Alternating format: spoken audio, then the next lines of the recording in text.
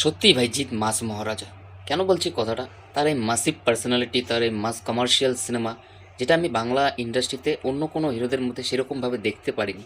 এবং নিজেকে যেরকমভাবে রিপ্রেজেন্ট করা বা একটা কমার্শিয়াল সিনেমায় লার্জার দ্যান লাইফভাবে নিজেকে প্রেজেন্টেশন করা, সেগুলো আদার্স হিরোদের আমি দেখিনি বাংলা ইন্ডাস্ট্রিতে। এবং তার মতো খুব কম অভিনেতারাই রয়েছে যারা কমার্শিয়াল সিনেমা এই মুহূর্তে করছে।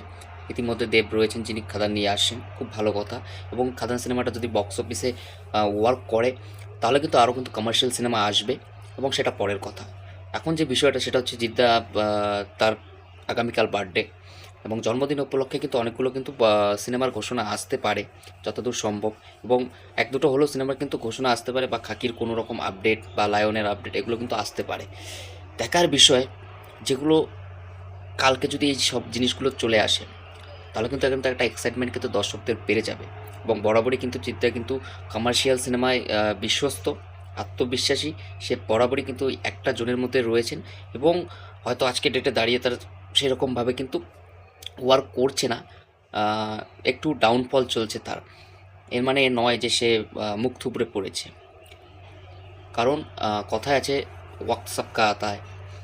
তো কোনো না কোনো দিন কিন্তু কামব্যাক করবেন, এবং সেই কামব্যাকটা কিন্তু এই কমার্শিয়াল সিনেমার মাধ্যমেই কামব্যাক করবেন।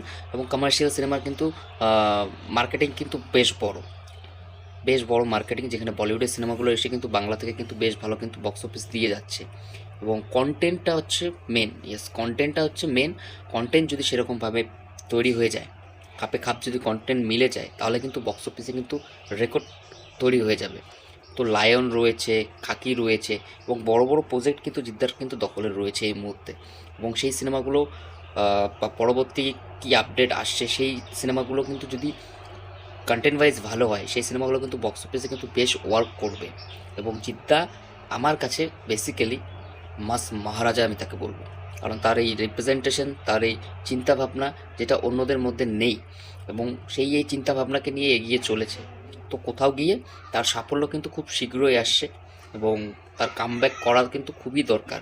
আমি এর আগেও বলেছি একটা ভিডিওতে যে তার তিনটে সিনেমায়, যে তিনটে সিনেমা যদি এগুলোর পার্ট 2 আসে, যেগুলো সিকুয়েল আসে, তাহলে কিন্তু সে অবশ্যই কিন্তু আরও কামব্যাক করবে। কারণ যেহেতু পার্ট 1গুলো সাকসেসফুলি, এবং পার্ট 2গুলো কিন্তু সাকসেসফুল হবেই। তো সেখান থেকে কিন্তু তার একটা কামব্যাক হয়ে যাবে। তো এই চিন্তাভাবনার জন্য জিদ্দাকে হেডস অফ, যে তার এই চিন্তাভাবনা তিনি বারবার এক চেষ্টা করে যাচ্ছেন, এবং তার চেষ্টার ফল কিন্তু খুব শীঘ্রই আসছে। তো ভিডিওতে এটাই ছিল বলার।